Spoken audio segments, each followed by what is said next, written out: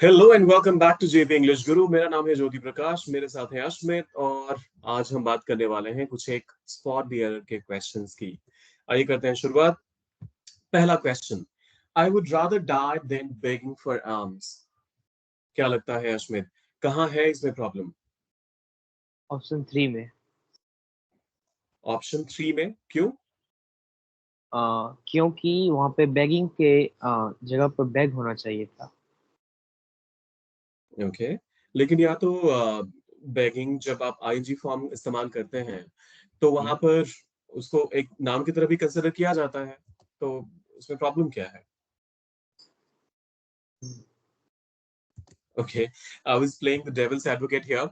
यहाँ पर प्रॉब्लम ये है कि आपने शुरुआत में देखा आई वुड रादर डाई, तो यहाँ पर आई सब्जेक्ट है हमारा, वुड एक मॉडल वर्ब है और उसके साथ हमारे पास एक वर्ब पहले से ही, मेन वर्ब एक पहले से ही आ रखा है विच इज डाई।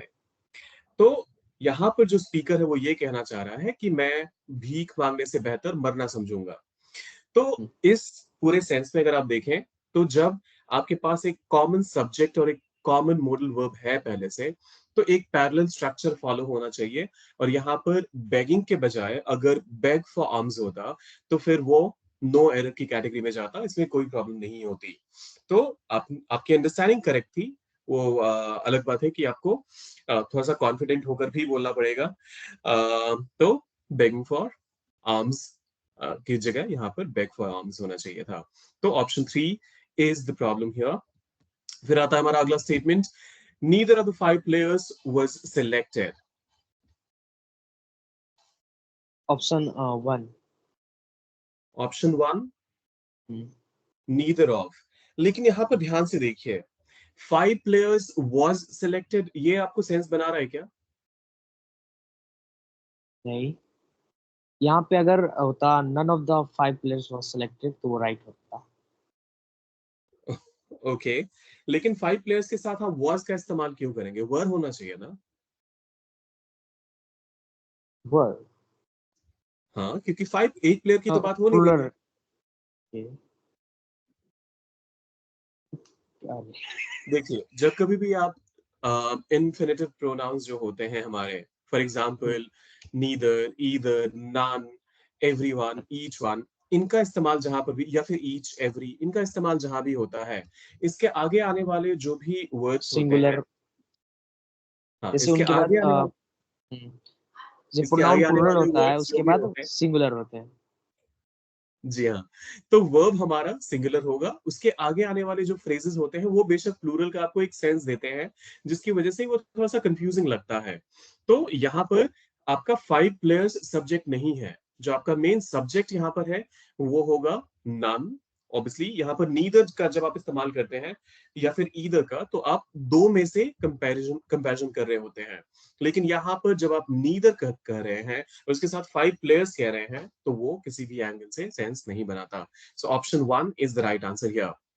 फिर आता है, the fisherman held several fish from the sea. क्या लगता है इसमें, कहाँ कहाँ है problem? No error. Sorry, no error, option 4।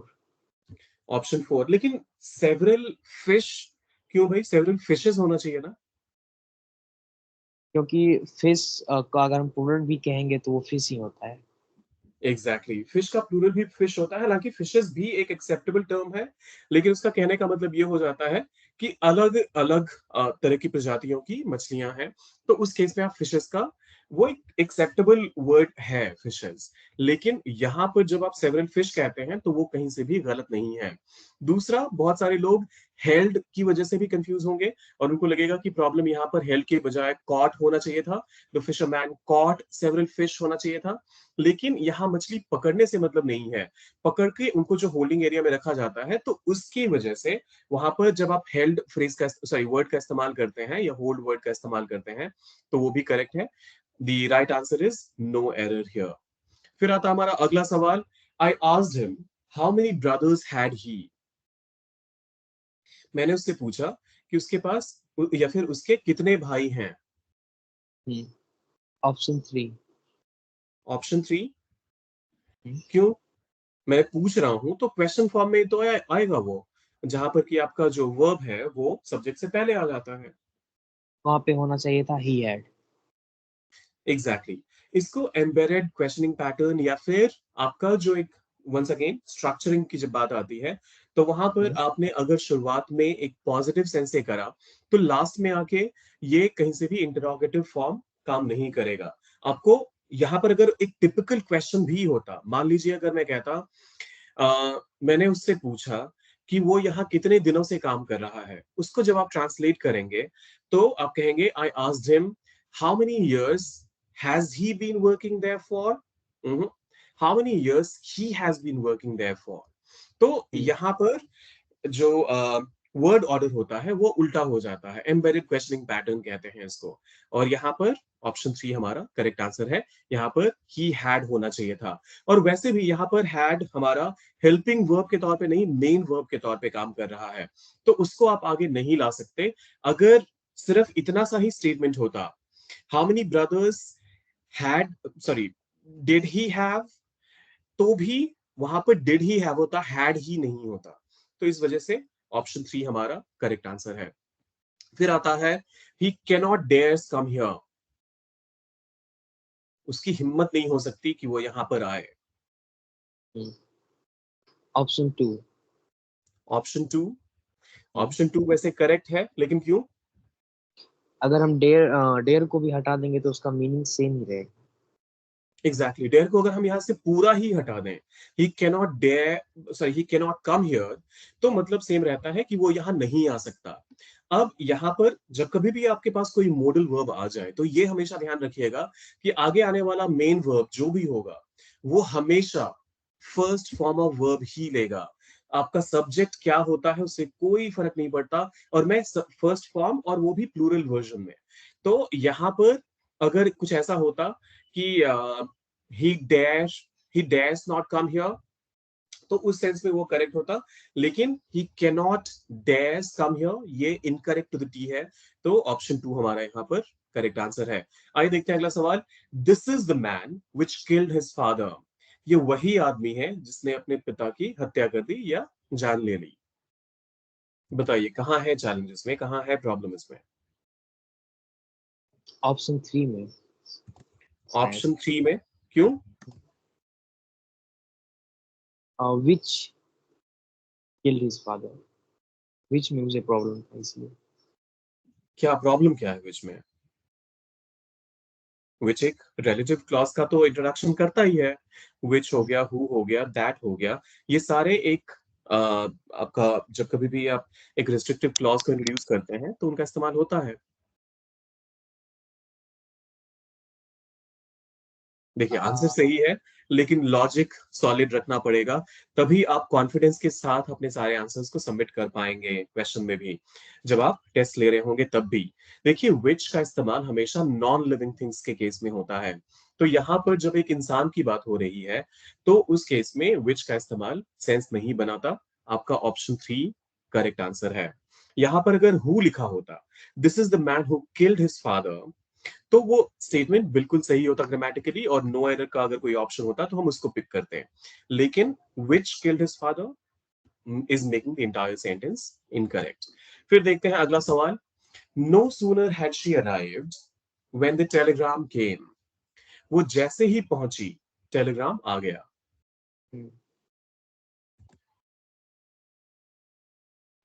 Option 3। Option 3 क्यों भाई? व्हेन का यहाँ पे शायद यूज नहीं होता।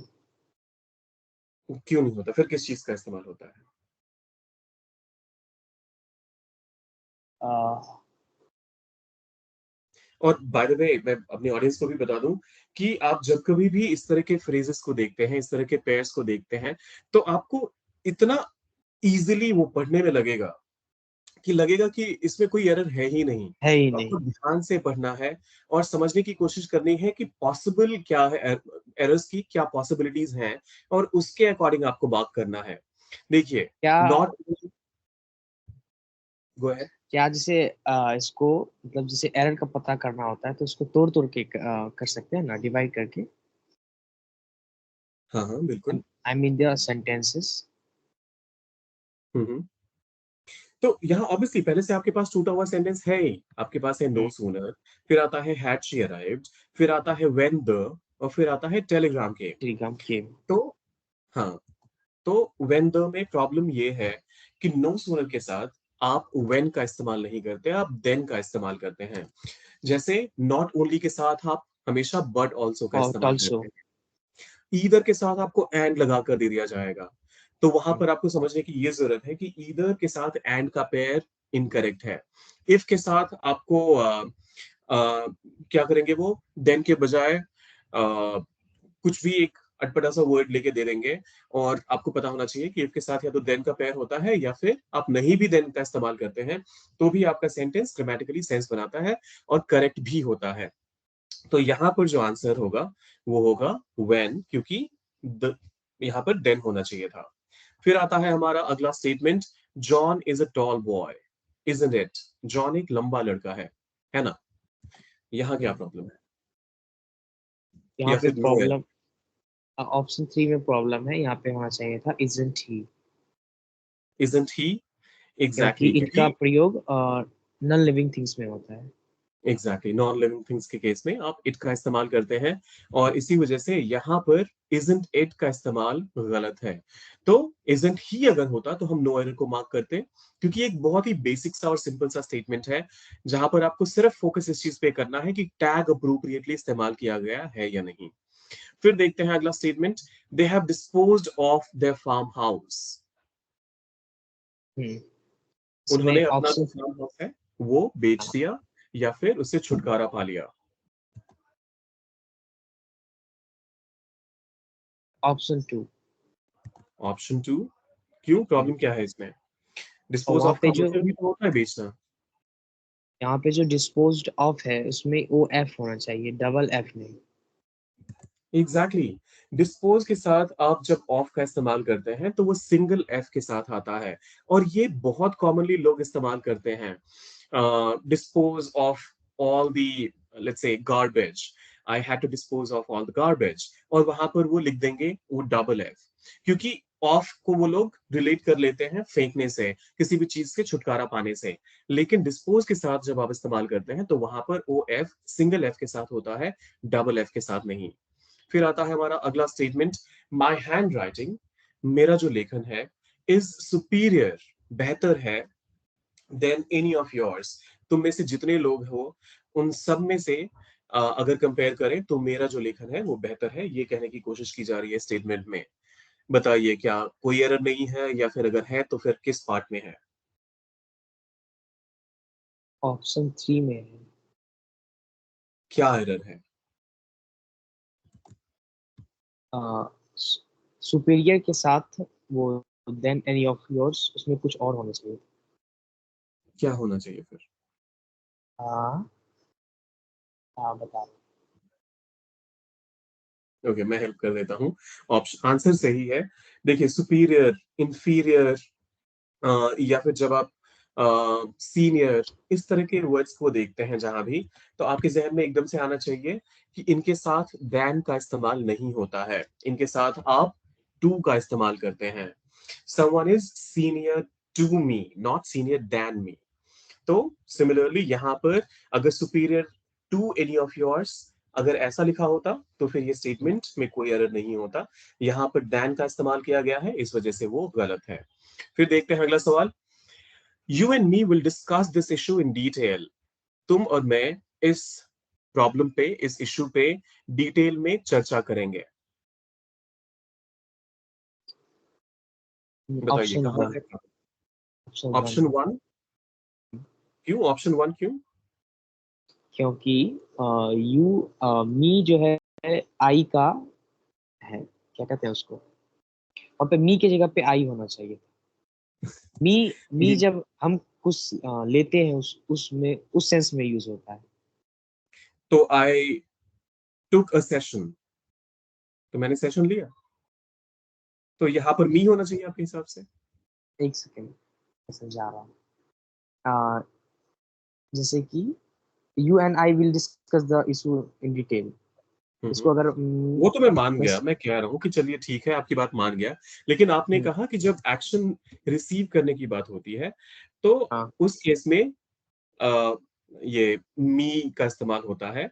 तो जब मैं कहता हूँ आई टूक द सेशन, तो मैं क्या सेशन कंडक्ट कर रहा हूँ या रिसीव कर रहा हूँ? रिसीव कर रहा हूँ। ओके। तो सॉरी। देखिए क्या होता है ना, जब कभी भी जो सब्जेक्ट है, अगर वही एक्शन परफॉर्म कर रहा है, तो उस केस में आप आई का इस्तेमाल करेंगे। जैसे यहाँ पर चर्चा करने की बात हो रही है, तो तुम और मैं चर्चा करेंगे, यहाँ पर आई का इस्तेमाल होगा। लेकिन यू एंड आई, और let's say you and he will talk about me, तो तुम और वो मेरे बारे में बात करोगे, तो यहां पर मैं कोई एक्शन परफॉर्म नहीं कर रहा हूं, मेरे बारे में बात की जा रही है, तो मैं उस एक्शन का एक थर्ड पार्टी बन जाता हूं उस टर्म्स में। और ऐसे केसेस में आप मी का इस्तेमाल करते हैं। जैसे this car was bought by me, ये गाड़ी मेरे द्वारा खरीदी गई थी। आप यहाँ पर एक्शन को रिसीव नहीं कर रहे हैं, सॉरी, आप यहाँ पर एक्शन को परफॉर्म नहीं कर रहे हैं, रिसीव कर रहे हैं, जिस वजह से कि यहाँ पर मी का इस्तेमाल करेक्ट होगा। लेकिन इस सेंटेंस में एक्शन परफॉर्म किया जा रहा है सब्जेक्ट के द्वारा, तो यहाँ पर ऑप्शन ए हमारा इनकरेक्ट है, यहाँ पर यू एन आई होना चाहिए। वैसे मैं बता दूं, ये सारे ही क्वेश्चन प्रीवियस ईयर के क्वेश्चंस से ही मैंने पिक करा है, और ये सारे 12th लेवल के जितने भी एग्जाम्स होते हैं, मैंने वहां से पिक करा है। तो बेशक वो एसएससी क्यों ना हो, या फिर जो अपना जेएनयू का पेपर है प्रीवियस ईयर्स का, तो उनमें इस तरह के एरर्स मैंने काफी बार देखे हैं। और ये पॉसिबिलिटीज डेफिनेटली है कि इस तरह के है ही एरर्स आपको इस बार देखने को मिले। आइए देखते हैं अगला सवाल।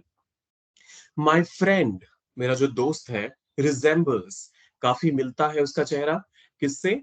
विथ हिज फादर, अब उसके पिताजी से। तो मेरे दोस्त का चेहरा उसके पिताजी से काफी मिलता है, ये है सेंटेंस का मीनिंग। बताइए प्रॉब्लम कहाँ है, या फिर नो एरर है तो वो भी बताइए। इसमें ऑप्शन 2 में प्रॉब्लम है। क्या प्रॉब्लम है? रिजेबल के किसी साथ के विथ का यूज किसी के नहीं साथ होता। चेहरा एक जैसा लगना, किसी के जैसा चेहरा लगना, तो वहां पर विथ, रिजेंबल्स विथ का इस्तेमाल हुआ है, इसमें प्रॉब्लम क्या है? रिजेंबल का मतलब ही होता है, क्या कहते हैं, कि उसके जैसा, उसके साथ विथ का कोई यूज ही नहीं है। एग्जैक्टली, रिजेंबल अपने साथ कोई भी प्रेपोजिशन नहीं लेता है। Resembles to, resembles with, resembles from, of, कोई भी प्रेपोजिशन इसके साथ नहीं आता है। तो इस वजह से यहाँ पर जो प्रॉब्लम है वो पार्ट टू में, ऑप्शन टू में है। और यहाँ अगर विथ को हटा देते तो हमारा सेंटेंस ग्रामेटिकली करेक्ट होता, और उस केस में नो एरर को हम पिक करते। लेकिन यहाँ क्योंकि विथ आ गया है, तो option two is the right answer. फिर आता है हमारा अगला सवाल। We need to discuss about these policies, हमें इन पॉलिसीज के बारे में चर्चा करने की जरूरत है। बताइए कहाँ है प्रॉब्लम? ऑप्शन 2 में। ऑप्शन टू में फिर से क्यों भाई? डिस्कस का डिस्कस उसी के बारे में हो रहा है, क्या कहते हैं, पॉलिसीज के बारे में, इसमें अबाउट का यूज नहीं होना चाहिए। एग्जैक्टली, डिस्कस के बारे में कभी भी मतलब किसी भी चीज के बारे में जब आप बात करते हैं, तो उसके लिए या तो आप इस्तेमाल करते हैं टॉक अबाउट समथिंग, या फिर आप कहते हैं डिस्कस समथिंग। तो यहाँ पर डिस्कस के साथ, या फिर किसी भी सेंस में डिस्कस के साथ अबाउट का इस्तेमाल नहीं होता है। ये क्या होता है ना, चर्चा, किसी चीज के बारे में चर्चा करना, और हमने डिस्कस का मतलब चर्चा पिक कर लिया, और के बारे में है तो हमने वहां से अबाउट को पिक कर अबाउट लिया। पिक। एग्जैक्टली, तो हम लिटरल ट्रांसलेशन जब करना शुरू करते हैं, ट्रांसलिटरेशन भी जिसको बोलते हैं, तो उस केस में ऐसे प्रॉब्लम्स आना शुरू होते हैं। तो आपको ये ध्यान रखना है कि डिस्कस का मतलब ही होता है चर्चा करना किसी भी चीज के बारे में, तो अबाउट का यहाँ पर इस्तेमाल रिडंडेंट है, तो आपको इसका इस्तेमाल नहीं करना चाहिए। फिर आता हमारा अगला सवाल। The software updation made my phone slow, software update करने के बाद, या फिर सॉफ्टवेयर का जो अपडेट था, उसने मेरा फोन स्लो कर दिया, उसकी वजह से मेरा फोन काफी धीमा चलना शुरू हो गया। ये हो गया सेंटेंस का मीनिंग। बताइए क्या लगता है कहाँ है प्रॉब्लम? ऑप्शन 2 में। क्या प्रॉब्लम है? फाउंडेशन जैसा कोई वर्ड ही नहीं होता। तो फिर क्या वर्ड होना चाहिए यहाँ पे? वैसे द आंसर आपका सही सॉफ्टवेयर है। अपडेटेड ना। Update, the software update made my phone slow. यहाँ पर अपडेट को हम एक नाउन की तरह इस्तेमाल कर रहे हैं। अपडेट एक ऐसा वर्ड है, और ऐसे बहुत सारे आपको और भी वर्ड्स मिल जाएंगे जिनका इस्तेमाल नाउन और वर्ब दोनों के ही तौर पे किया जाता है। और यहाँ पर अपडेशन जैसा कोई वर्ड क्योंकि होता ही नहीं है, तो इस वजह से updation does not make sense. Update होना चाहिए था यहाँ पर करेक्ट वर्ड। फिर आता है हमारा अगला सवाल, और ये हमारी ऑडियंस के लिए है। He doesn't wants to deal with this. क्या लगता है आप लोगों को, कहाँ है प्रॉब्लम? ही डजंट, या फिर वांट्स टू, या फिर डील विद दिस, या फिर नो एरर? कमेंट करके जरूर बताइएगा, और फिर जाते जाते सब्सक्राइब, लाइक और शेयर करके जाइएगा। मिलते हैं जल्दी ही। Till then take care of yourself and keep learning.